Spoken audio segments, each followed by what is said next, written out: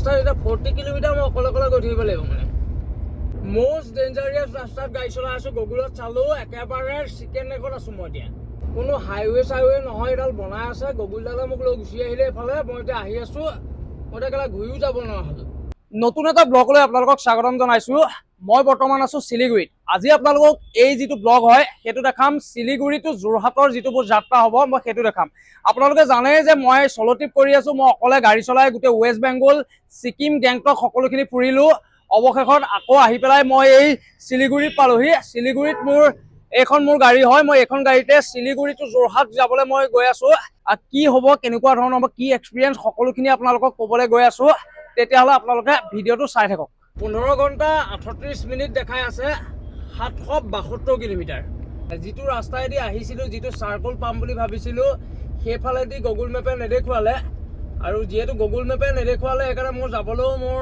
মানে অলপ প্ৰব্লেম হ'ল কাৰণ যদি কেনেবাকৈ বেলেগ ৰাস্তা ওলাই যাওঁ তেতিয়াহ'লে আকৌ প্ৰব্লেম হৈ যাব মানে কাৰণ ইয়াৰ পৰা নেপাল ইয়াৰ পৰা বাংলাদেশ তেনেই ওচৰ মানে গুগলে এনেকুৱা এটা ৰাস্তা লৈ যাব কৈছিলে যিটো ৰাস্তাত মই ছিকিম গৈছিলো মই ৰাস্তাটো চিনি পালো ডাঙৰ এখন ফৰেষ্ট আছে বৃহৎ এখন ফৰেষ্ট আছে তাৰপিছত পাহাৰ আছে সেই পাহাৰৰ কাষে কাষে লৈ যাব কৈছিলে যিহেতু মই সলো ট্ৰিপ কৰি আছো অকলে গৈ আছো সেইটো ৰাস্তা যথেষ্ট ডেঞ্জাৰ হয় যথেষ্ট ভয়ংকৰ হ'বলৈ গৈ আছিলে সেইটো ৰাস্তা সেইকাৰণে মই ঘূৰি দিলো যিটো ৰাস্তাইদি মই আহিছিলো যিটো ৰাস্তাইদি মই যোৰহাটৰ পৰা শিলিগুৰিলৈ আহিছিলো মই সেই ৰাস্তাটোৱেদি যাম যিটো চাৰ্কল আছিলে সেই চাৰ্কলটো মোৰ মনত আছে আৰু এইটো ৰাস্তাইদিও এটা চাৰ্কল দেখাইছে প্ৰায় 14-15-16 কিলোমিটাৰ পাছত দেখাইছে একচুৱেলি মই প্ৰায় 10 কিলোমিটাৰমান আহিলোঁ অহাৰ পাছত মই ৰাস্তাটো চিনি পাই গ'লোঁ যিহেতু মই এইটো ৰাস্তাইদি ছিকিম গৈছিলোঁ এই ৰাস্তাটোৱেদি যিহেতু পাহাৰৰ ওপৰেদি নি পেলাই মোক এটা শ্বৰ্টকাট দেখাই দিলে মানে এতিয়া এইটো ৰাস্তাইদি যোৱাটো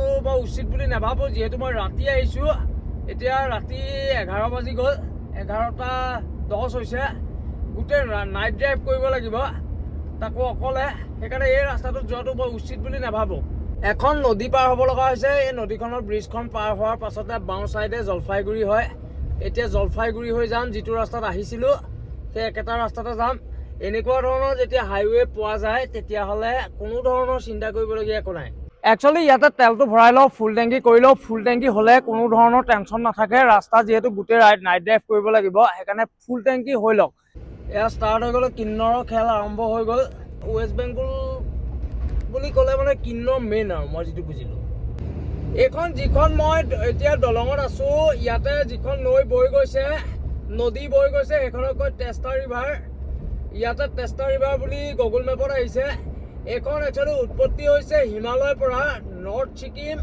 তাৰপাছত ৱেষ্ট বেংগল হৈ পেলাই বাংলাদেশলৈকে এইখন গৈছে এতিয়া যদি চাই তেতিয়াহ'লে ট্ৰাকৰ সন্ত্ৰাস চক দুইখন ট্ৰাক এনেকৈ গৈ আছে ইখনে সিখনক অভাৰটেক কৰিবলৈও দিয়া নাই আৰু বেকত এখন এয়া সৰু গাড়ী গৈ আছে বহুত দেৰিৰ পৰা হৰ্ণ মাৰি আছে কিন্তু গাড়ীখন আগবাঢ়িব পৰা নাই মানে কিছু দূৰ অহাৰ পাছত এখন হোটেল পালো যিখন ৰাতি খোলা আছে ইয়াতে চাহ পাম মই আগতে চাহ পাম নে নাপাওঁ সুধি ল'লো তাৰ পাছতে মই ভিডিঅ' প্ৰস্তুত কৰিছোঁ ইয়াতে গাড়ী ৰাখি ল'লো এয়া গাড়ী ৰাখি ল'লো আৰু ইয়াতে একাপ মই চাহ খাই লওঁ বাকী ট্ৰাকৰ যিখিনি সন্ত্ৰাস আপোনালোকে দেখা পাইছে মই ভাবিছিলোঁ ৰাতি গাড়ী চলাই খুব আৰাম লাগিব ভাল লাগিব কিন্তু ইয়াত ট্ৰাকৰ প্ৰতাপত এইটো ৰাস্তাত গাড়ী চলাব নোৱাৰি কিন্তু তেনেকেই চলাই গুৱাহাটীলৈকে যাম মানে গুৱাহাটী পাছত চলাবলৈ ভাল হ'ব কিমান দূৰলৈকে এনেকুৱা হয় মই চাই লওঁ কিন্তু হ'লেও মই নুখো গোটেই নাইট ড্ৰাইভ কৰিম গোটেই ৰাতি এক্সপিৰিয়েঞ্চ ল'ম কেনেকুৱা ধৰণৰ কি হয় আপোনালোকক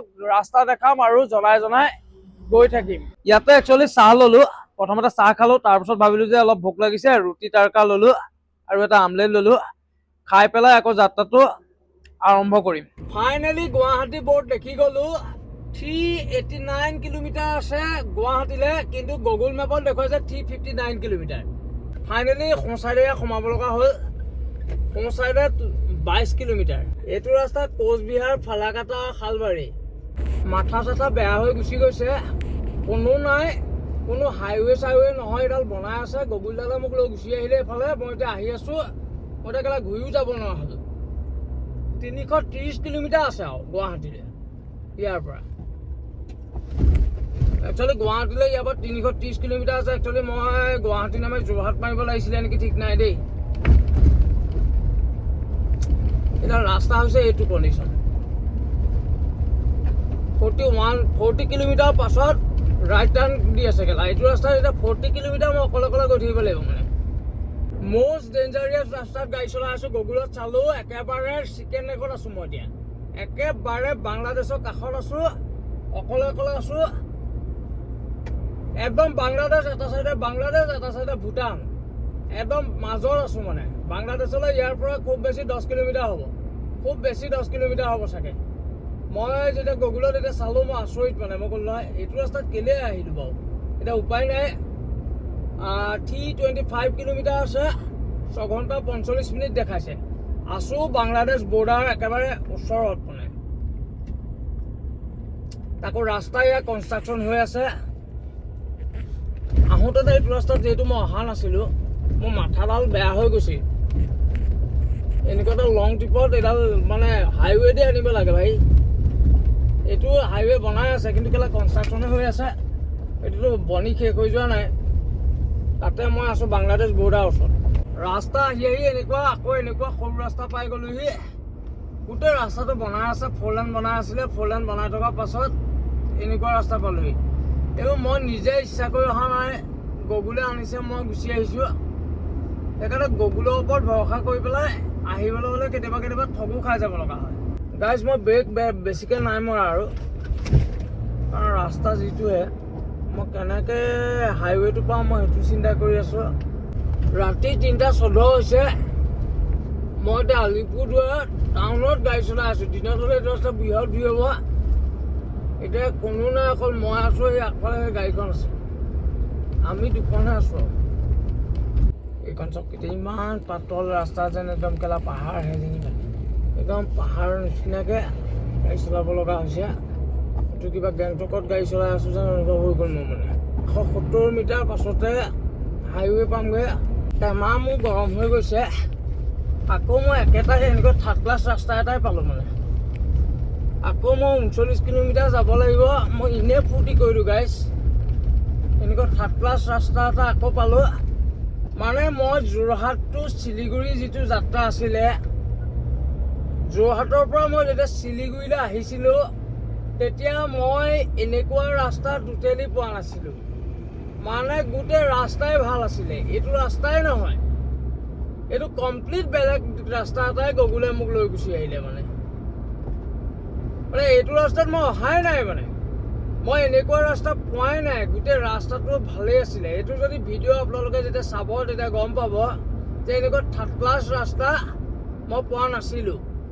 অৱশেষত আহি আহি এটা তেল ডিপু পালোহি। তেল ডিপুটো খোলা আছিলে। ইয়াতে এটা টয়লেট ব্ৰেক ল'লোঁ।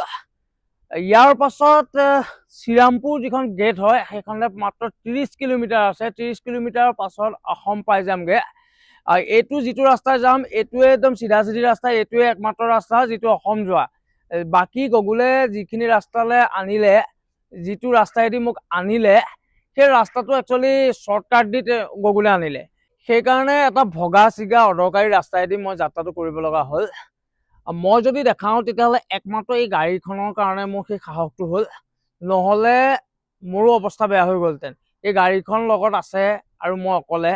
এই গাড়ীখন থকাৰ কাৰণে যিটো সাহস, 10টা মানুহ থাকিলে যিটো সাহস, এই গাড়ীখন লৈ পেলাই অকল মই আৰু এই গাড়ীখন যদি থাকে, সেই একেটাই কথা হৈ যায়। তেল ডিপুৰ পৰা ওলাই আহিয়ে সেয়া দেখা পালোঁ গুৱাহাটী, নলবাৰী, বঙাইগাঁও। বঙাইগাঁও 106 কিলোমিটাৰ, নলবাৰী 214 কিলোমিটাৰ আৰু Guwahati 292 kilometre. I love Assam. এয়া অসম আৰু ৱেষ্ট বেংগল বৰ্ডাৰ মানে শ্ৰীৰামপুৰ যিখন গেট। এতিয়া এই ট্ৰাক সোপাৰ মাজতো মই থাকিব নোৱাৰোঁ। সেইকাৰণে মানে মই এইফালেদি গুচি যাব লাগিব। এই গেটখনত ইয়াতে মানে চেক হ'ব কি কি বস্তু নিছে, কি কথা। পুলিচ চেক পইণ্ট মানে ট্ৰাকৰ লগতে মতলব, বাকী আমাৰ পাৰ্চনেল কাৰৰ লগত একো মতলবডাল নাই। শিলিগুৰি টু যোৰহাট যিটো যাত্ৰা হয়, সেইটো দিনে ৰাতিয়ে কৰি আছোঁ। আপোনালোকে জানেই, কালি ৰাতিৰ পৰা কৰিছিলোঁ। ৰাতি প্ৰায় 12 বাজি গ'ল যেতিয়া শিলিগুৰিৰ পৰা মই ওলাইছিলোঁ।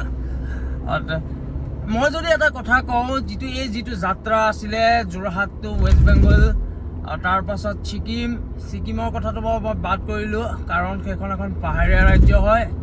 কিন্তু মই দেখিলোঁ যে ৱেষ্ট বেংগলতকৈ কিন্তু আমাৰ অসমৰ ৰাস্তা যথেষ্ট ভাল মানে এতিয়া মই বৰপেটাত উপস্থিত আছোঁ মই যেতিয়াই ৱেষ্ট বেংগল বৰ্ডাৰ পাৰ কৰিলোঁ তাৰ পাছৰ পৰা অসমৰ ৰাস্তা ইমান সুন্দৰ বাকী আপ টু যোৰহাটলৈকে মানে যোৰহাট এতিয়াতো তাতকৈও বেছি এতিয়া পূৰা মানে 4 লেন হৈ গ'ল গোটেই ৰাস্তাত ডিব্ৰুগড় চিব্ৰুগড় সকলোখিনিত হৈ গ'ল ৱেষ্ট বেংগলৰ ৰাস্তা মই সিমান ভাল নেদেখিলোঁ কিন্তু কলকাতা ৰাস্তা ভাল মই এইটো বেয়া বুলি নকওঁ যেনেকৈ গুৱাহাটীৰ ভিতৰো ৰাস্তা ভাল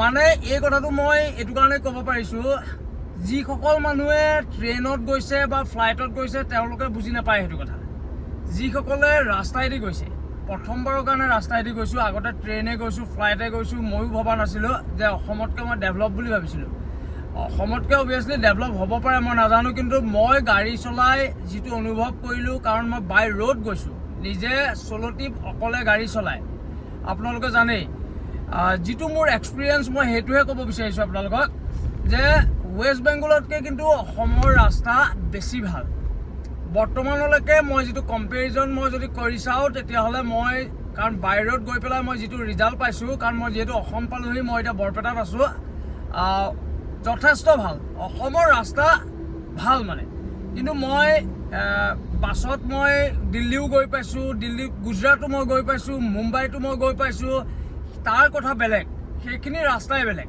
কিন্তু মই যদি ৱেষ্ট বেংগল আৰু অসমৰ কম্পেৰিজন যদি কৰোঁ ৰাস্তাৰ তেতিয়াহ'লে অসমৰ ৰাস্তা বেষ্ট হয় কাৰণ কালি গগুলে মোক যিটো অৱস্থা কৰিলে সেইটোতো বাদেই কথা সেইটো বুলি মই কোৱা নাই যিটো থাৰ্ড ক্লাছ ৰাস্তাত লৈ আহিলে মানে মই তেনেকুৱা ৰাস্তা যে ৱেষ্ট বেংগলত থাকিব মই এইটো কল্পনাই কৰা নাছিলোঁ মানে ৰাস্তা মানে বনা নায়েই মানে তেনেকুৱা মানে এনেকুৱা ৰাস্তা মানে কোনো কিছু নাই মানে আৰু তাতে সেইটো হৈছে চিকেন নেক মই ভাবিছিলোঁ যে গলতিছে মই বাংলাদেশটো সোমাই নাযাওঁতো যদি বাংলাদেশ সোমাই যাওঁ বৰ ডাঙৰ কথা হ'ব তাৰপাছত দেখিলোঁ মই গুগলত চাইছোঁ একদম চিকেন নেকত আছোঁ বাংলাদেশলৈ 15-20 কিলোমিটাৰ হ'ব চাগে তেনেকুৱাহে হ'ব মই মানে যথেষ্টখিনি অসুবিধাৰ সন্মুখীন হ'লোঁ কিন্তু ইয়াৰ পৰা যোৰহাটটো যেতিয়া মই শিলিগুৰি গৈছিলোঁ তেতিয়া কিন্তু মোৰ ৰাস্তাটো বেলেগ আছিলে তেতিয়া ৰাস্তা ভালেই আছিলে কিন্তু সেই ভাল ৰাস্তাটোৰ লগতে মই ইয়াৰ অসমৰ কম্পেৰিজনটো কৰিছোঁ মানে সেই ভাল ৰাস্তাটোৰ তুলনাত যদি কৰিবলৈ যাওঁ অসমৰ ৰাস্তা বহুত ভাল এতিয়া বৰপেটাত আছোঁ এতিয়া মানে হাউলিত আছোঁ এতিয়া হাউলি ইয়াৰ ৰাস্তা অসমৰ ৰাস্তা চাওক কিমান সুন্দৰ হয় যেতিয়া ৱেষ্ট বেংগল আৰু অসমৰ বৰ্ডাৰ মানে পাৰ কৰিলোঁ অসমলৈ সোমালোঁ তাৰ পাছৰ পৰা ৰাস্তা এনেকুৱাই মানে 120ত গাড়ী আৰামত চলাই থাকিব পাৰি 100ৰ পৰা 120ত গাড়ী চলাই আহক আপোনালোক কিন্তু ৱেষ্ট বেংগলত তেনেকুৱা ধৰণৰ নাছিলে মানে যেতিয়া ঘৰৰ পৰা দূৰলৈ গুচি যোৱা হয় তেতিয়া মাজে মাজে ঘৰখনলৈও মনত পৰে বহুত দিন হৈ যোৱাৰ পিছত মনত পৰে এতিয়া যিহেতু মই ৱেষ্ট বেংগলৰ ইমান ডাঙৰ এটা দীঘল ট্ৰিপ কৰি আছিলোঁ যথেষ্ট ডাঙৰ দীঘলীয়া ট্ৰিপ আছিলে যিহেতু অকল ৱেষ্ট বেংগলেই নহয় ছিকিমো আছিলে সেইকাৰণে এতিয়া যিহেতু মই ঘৰ আহি আছোঁ গুৱাহাটীলৈ সেয়া 56 কিলোমিটাৰ মানে মই এতিয়া নলবাৰীত আছোঁ যদিও মোৰ এনেকুৱা অনুভৱ হৈছে যেন মই ঘৰ পালোহি মানে ইয়াৰ পৰা মোৰ ঘৰলৈ প্ৰায় মই যদি চাওঁ প্ৰায় 360 কিলোমিটাৰমান হ'ব গুৱাহাটী পোৱাৰ আগতে ভাতটো খাই লওঁ বুলি ভাবিলোঁ কাৰণ গুৱাহাটীত যথেষ্ট ভিৰ হয় সেইকাৰণে ইয়াতে ভাতৰ অৰ্ডাৰ কৰিলোঁ ভাতৰ থালিখন যথেষ্ট ভাল লাগিছে ভাত আৰু এইফালে গাহৰি মাংস মানে গুৱাহাটীত ভাত খাবগৈ পাৰিলোঁহেঁতেন কিন্তু গুৱাহাটীত যথেষ্ট ভিৰ গাড়ী চাড়ী ৰাখিবলৈ বহুত অসুবিধা হয় গুৱাহাটীত অকল হোটেলৰ ৰুম ল'ম আৰু শুমগৈহে মানে বাওঁ চাইডে যদি চাই তেতিয়াহ'লে তেজপুৰ যাব পাৰি আৰু চিধা চিধি যদি যায় তেতিয়াহ'লে গুৱাহাটী আৰু স্পীড লিমিট একচুৱেলি 30 কিলোমিটাৰ হয় এয়া শৰাইঘাট ব্ৰিজ তলেদি গৈ আছে ট্ৰেইন ওপৰেদি মই থাৰলৈ গুৱাহাটীৰ দিশে তলেদি এতিয়া সেইটো ট্ৰেইনটো দেখাব নোৱাৰোঁ মই ছাইডতহে দেখালোঁ একেলগে ওলাই গুচি যাব একেলগে ওলাই পেলাই একেলগে ওলাই বাহিৰত যেতিয়া ট্ৰেইনখন পাৰ হ'ব মই দেখাম এখন হৈছে পুৰণি শৰাইঘাট এইখনেই মেইন শৰাইঘাট দলং আৰু সোঁ চাইডে যিখন আপোনালোকে দলং দেখিছে সোঁ চাইডে সেইখন হৈছে নতুন এইটো বৈশিষ্ট্য চাৰিআলি হয় এতিয়া বাওঁ চাইডে যাম এজি হৈ পেলাই যাম এটা ৰুম ল'মগৈ ৰাতিপুৱা যিহেতু গাড়ী চলাই আছোঁ সেইটো কাৰণে আহি গুৱাহাটীতে এটা ৰুম ল'লোঁ মই যদি আপোনালোকক ৰুমটো দেখাওঁ তেতিয়াহ'লে একদম সৰু ৰুম, এয়া যেনে তেনে থাকিব পৰা সৰু ৰুম এটা। ডেক'ৰেশ্যন এনেকুৱা ধৰণৰ হয়, বাকী বিশেষ একো নাই। এইটোৱে হৈছে সেই ৰুমটো। এইফালে এয়াই আৰু সুবিধা এয়াই আৰু ৰুমৰ। এইটো মোৰ বেগ হয়। আৰু বাথৰুম যদি দেখাওঁ তেতিয়াহ'লে এয়া বাথৰুম, গিজাৰ আছে, এয়াই হয়। গুৱাহাটীৰ পৰা ওলালোঁ, তাৰ আগতে তেলটো ভৰাই লওঁ বুলি ভাবিছোঁ। তেলটো ভৰাই লওঁ, তাৰপাছত জাৰ্ণিটো কণ্টিনিউ কৰি আছোঁ। এতিয়া 30 লিটাৰ হয়, 30 লিটাৰ তেল ভৰালোঁ, 2577 টকা। গুৱাহাটীৰ পৰা আহি এয়া জুবিন ক্ষেত্ৰ পালোহি। জুবিন ক্ষেত্ৰত এতিয়াও যথেষ্ট মানুহ আছে। গুৱাহাটীৰ পৰা যোৰহাট যাবলৈ 3খন টোলগেট এতিয়া পাৰ হ'ব লাগিব। এয়া প্ৰথমখন টোলগেট মই পাৰ হৈছোঁ। নগাঁও পালোহি, নগাঁৱতে একাপ চাহ খাই লওঁ। নগাঁও একচুৱেলি এইটো বাইপাছ হয়। তাৰপাছত যাত্ৰাটো আকৌ কণ্টিনিউ কৰি আছোঁ। বুঢ়া পাহাৰ পাই গ'লোহি কাজিৰঙা। একদম চিধা কাজিৰঙা আহি বুঢ়া পাহাৰত মানে ভিডিঅ'টো শ্বুট কৰিছোঁ। ফাইনেলি বোকাঘাট পালোহি, বোকাঘাটত একাপ চাহ খালোঁ। ইয়াৰ পাছতে গৈ দেৰগাঁও পামগৈ। দেৰগাঁৱৰ টোলগেট দেখাম আপোনালোকক। দেৰগাঁৱৰ টোলগেট ক্ৰছ কৰাৰ পাছতে যোৰহাট পাম আৰু ভিডিঅ'টো তাৰপিছতে সমাপ্ত কৰিম। একচুৱেলি ৰঙামাটি টোলগেট পালোহি, যোৰহাটৰ এখন লাষ্ট টোলগেট। আৰু কিছুদিনৰ পাছত মই কৈছোঁহে তিয়কতো এখন টোলগেট হ'বলৈ গৈ আছে। ৰঙামাটি টোলগেট ক্ৰছ কৰাৰ পাছতে দেৰগাঁও পাম, আৰু দেৰগাঁও পোৱাৰ পাছতেই যোৰহাট পামগৈ আৰু ফাইনেলি এই ভিডিঅ'টো ইয়াতে সমাপ্ত কৰিছোঁ। যদি আপোনালোকে ইউটিউবৰ পৰা চাই আছে তেতিয়াহ'লে ছাবস্ক্ৰাইব কৰিব, লাইক কৰিব, শ্বেয়াৰ কৰিব, আৰু যদি আপোনালোকে ফেচবুকৰ পৰা চাই আছে তেতিয়াহ'লে ফ'ল' কৰিবলৈ নাপাহৰিব। ধন্যবাদ।